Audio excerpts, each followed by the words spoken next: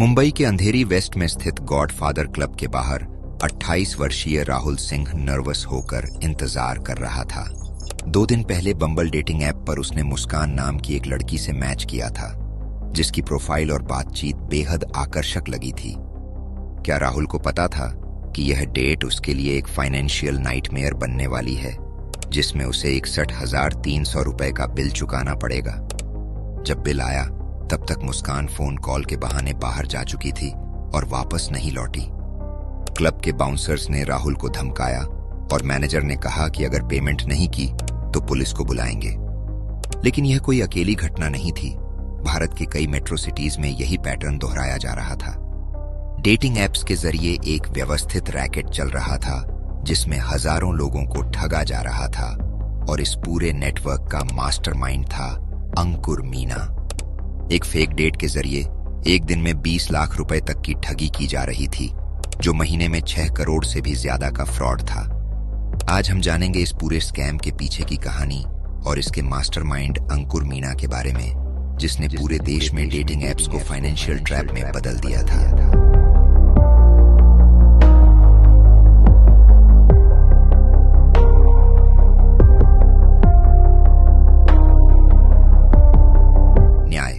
दी justice पर आपका स्वागत है, जहां हम ऐसे केसेस लाते हैं जो आपको सावधान करते हैं और समाज की असली तस्वीर दिखाते हैं। आज की कहानी है डेटिंग ऐप फ्रॉड की, जिसने मार्च 2025 में सोशल मीडिया पर तहलका मचा दिया था, जब एक पीड़ित ने अपने साथ हुए स्कैम को ट्वीट किया था। यह सिर्फ एक क्राइम स्टोरी नहीं है, बल्कि एक वार्निंग है हर उस इंसान के लिए जो डेटिंग एप्स पर रोमांटिक कनेक्शंस खोज रहा है। अंकुर मीना 26 साल का एक युवक, जो दिल्ली के सबोली एक्सटेंशन के सुशीला गार्डन में अपने परिवार के साथ रहता था। उसके पिता एक स्कूल प्रिंसिपल थे और बड़ा भाई डेंटिस्ट था। एक अच्छा एजुकेटेड और रिस्पेक्टेबल परिवार। लेकिन अंकुर के दिमाग में एक डार्कनेस थी और नाइट क्लब्स में काम करते हुए उसने डेटिंग ऐप स्कैम्स के बारे में जाना और धीरे धीरे एक क्रिमिनल नेटवर्क डेवलप किया। पिछले 2 साल से वह सिस्टमैटिक तरीके से डेटिंग एप्स के जरिए इनोसेंट लोगों को टारगेट कर रहा था।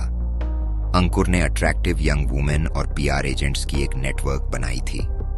वो स्पेसिफिकली पैंडेमिक से प्रभावित नाइट क्लब्स, पब्स और रेस्टोरेंट्स को टारगेट करता था। उन्हें हाई प्रॉफिट का लालच देकर इस स्कैम में शामिल करता था। मुंबई, दिल्ली, पुणे, ठाणे जैसे मेट्रो सिटीज में अंकुर के एजेंट्स काम कर रहे थे।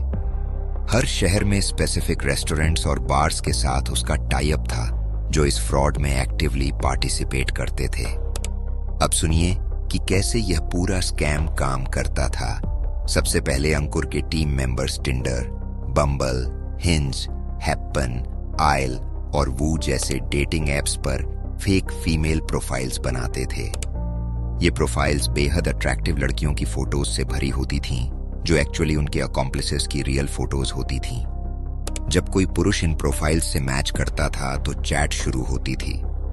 इमोशनल कनेक्शन बनाने के लिए मैसेज भेजते, वाओ, हमारी इंटरेस्ट्स कितनी सिमिलर हैं, ऐसा लग रहा है जैसे हम बहुत टाइम से जानते हैं एक दूसरे को। और जल्दी ही मीटिंग का प्रपोजल कर देते, क्यों ना हम कल शाम मिलें, मेरा बर्थडे है और मैं सेलिब्रेट करना चाहती हूँ। जब विक्टिम मीटिंग के लिए एग्री करता था तो मीटिंग का वेन्यू हमेशा स्पेसिफिक रेस्टोरेंट्स या बार्स होते थे, जहां पहले से अरेंजमेंट था।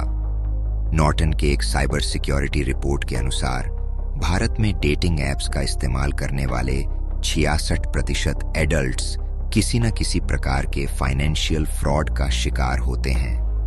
औसतन हर स्कैम में 7,996 रुपए का नुकसान होता है, लेकिन अंकुर के रैकेट में यह अमाउंट कई गुना ज्यादा था।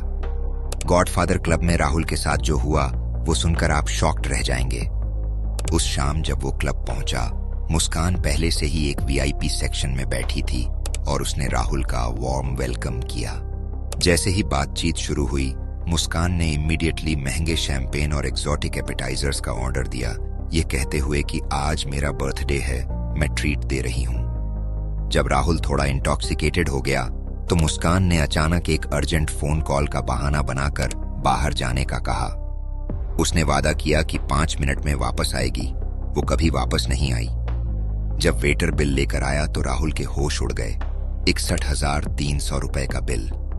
इसमें शामिल थे ultra premium spirits, speciality dishes और वीआईपी सर्विस चार्जेस। जब राहुल ने प्रोटेस्ट किया तो क्लब के बाउंसर्स ने उसे धमकाया और मैनेजर ने कहा कि अगर पेमेंट नहीं की तो पुलिस को कॉल करेंगे। एम्बैरेस्ड होकर राहुल ने अपने सारे क्रेडिट कार्ड्स यूज किए और कुछ अमाउंट यूपीआई से ट्रांसफर किया। बाहर निकलकर जब उसने मुस्कान को कॉल किया तो नंबर स्विच्ड ऑफ था और बम्बल पर अकाउंट गायब हो चुका था। पूरा सेटअप एक एलैबोरेट स्कैम था जिसे अंकुर मीणा ने प्लान किया था। दिल्ली से भी शॉकिंग केसेस सामने आए हैं। जनवरी 2025 में एक यूपीएससी एस्पिरेंट को ब्लैक मिरर कैफे विकास मार्ग में ऐसे ही स्कैम का शिकार बनाया गया। टिंडर पर वर्षा नाम के प्रोफाइल से मिली एक लड़की ने उसे अपने बर्थडे सेलिब्रेशन के लिए कैफे में बुलाया। कुछ स्नैक्स के बाद वर्षा ने फ्रूट बियर के 4 शॉट्स पिए और फिर फैमिली इमरजेंसी का बहाना बनाकर जल्दी से चली गई। उसके जाने के बाद विक्टिम को 1,20,000 रुपए का बिल थमा दिया गया।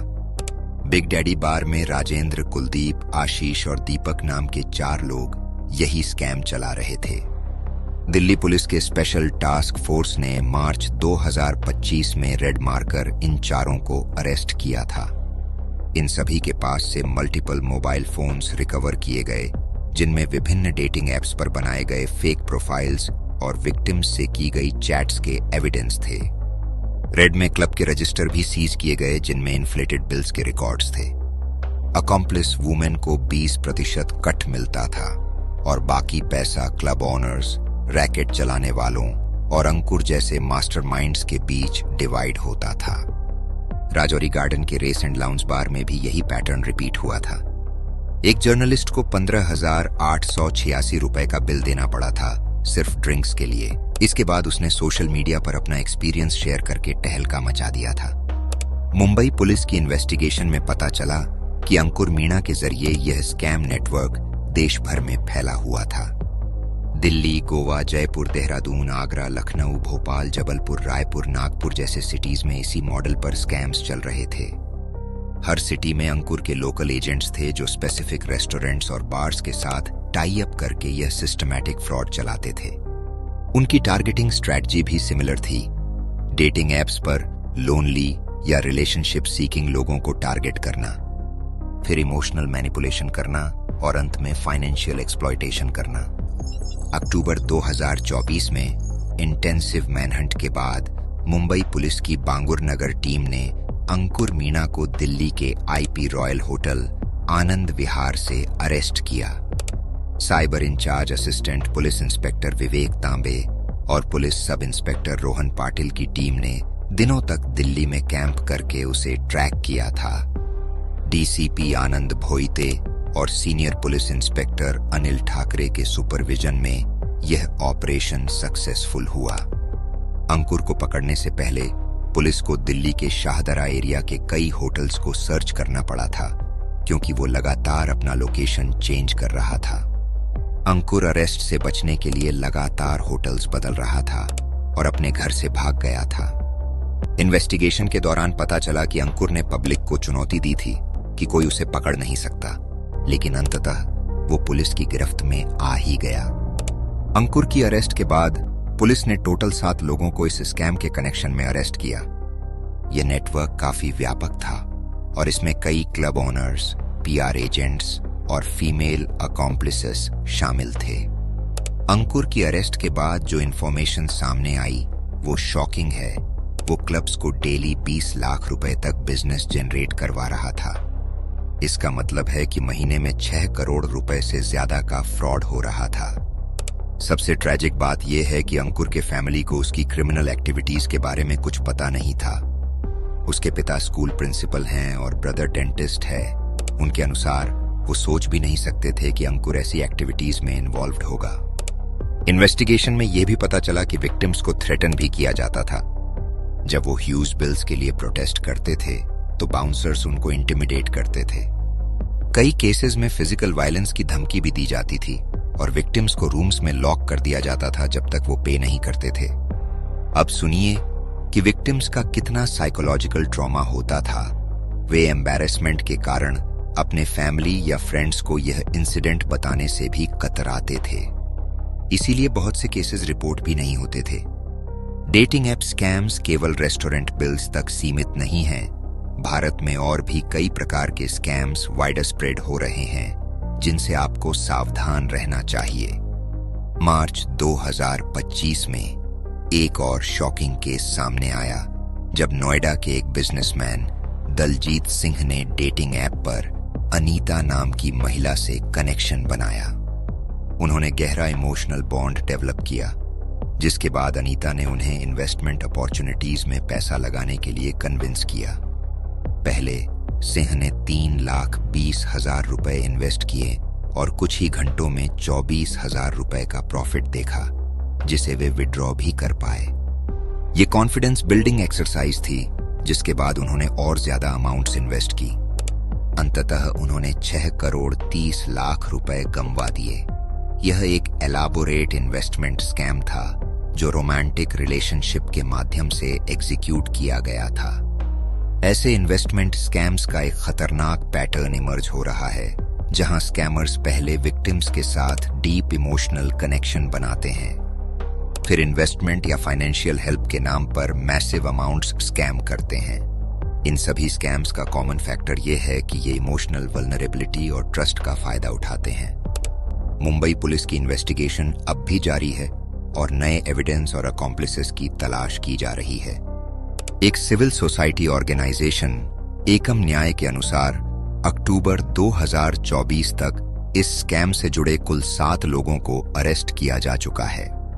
अंकुर ने इंटरोगेशन के दौरान मुंबई, पुणे और थाने के कई और क्लब्स के नाम्स रिवील किए हैं, जो इस ऑपरेशन में शामिल थे। पुलिस इन सभी एस्टैब्लिशमेंट्स के खिलाफ एक्शन ले रही है। सबसे चिंताजनक बात यह है कि अंकुर के अरेस्ट के बाद भी इस प्रकार के स्कैम्स पूरी तरह से बंद नहीं हुए हैं।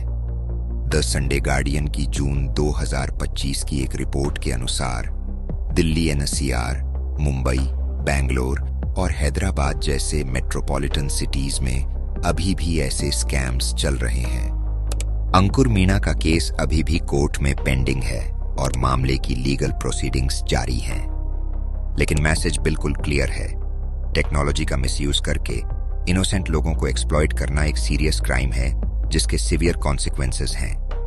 डेटिंग ऐप्स से जुड़े होने पर आपके लिए कुछ इंपॉर्टेंट सेफ्टी टिप्स हैं, जिन्हें हमेशा फॉलो करें। सबसे पहले, किसी भी मैच के साथ पहली मीटिंग के लिए हाई एंड या एक्सक्लूसिव वेन्यूज से बचें, विशेष रूप से अगर वह मैच इन स्पेसिफिक प्लेसेस पर जोर दे रहा हो। अगर आपका मैच जल्दी ही फिजिकल मीटिंग पर जोर दे रहा है, तो ये एक रेड फ्लैग है। जेन्युइन कनेक्शंस में समय लगता है और जल्दबाजी स्कैमर्स की तरफ इशारा करती है। पहले वीडियो कॉल पर बात करने की कोशिश करें, जिससे आप कंफर्म कर सकें कि वह व्यक्ति वही है जो प्रोफाइल में दिख रहा है। हमेशा अपने ऑन ट्रांसपोर्टेशन का अरेंजमेंट करें, ताकि आप किसी भी समय वहां से निकल सकें। ब्लाइंड डेट्स पर जाते समय कैश और इमरजेंसी मनी रखें, लेकिन एक्सपेंसिव गिफ्ट्स या वैल्यूएबल्स न ले जाएं। अल्कोहल कंजम्पशन पर कंट्रोल रखें, ताकि आप क्लियर हेडेड रहें। यदि किसी भी समय आपको अनकंफर्टेबल फील हो, तो बिना झिझक वहां से निकल जाएं। और सबसे इंपॉर्टेंट, अगर आप किसी स्कैम का शिकार होते हैं, तो एम्बैरेसमेंट के बावजूद पुलिस में रिपोर्ट करें। यह था न्याय दी जस्टिस का आज का एपिसोड। कमेंट्स में बताइए कि आपको क्या लगता है इस सिस्टमैटिक फ्रॉड के बारे में, और क्या आप या आपका कोई जानने वाला कभी ऐसे स्कैम्स का शिकार हुआ है। सब्सक्राइब करना न भूलें ऐसे ही इंपॉर्टेंट सोशल इश्यूज के लिए, जो आपको सावधान और सुरक्षित रहने में मदद करें।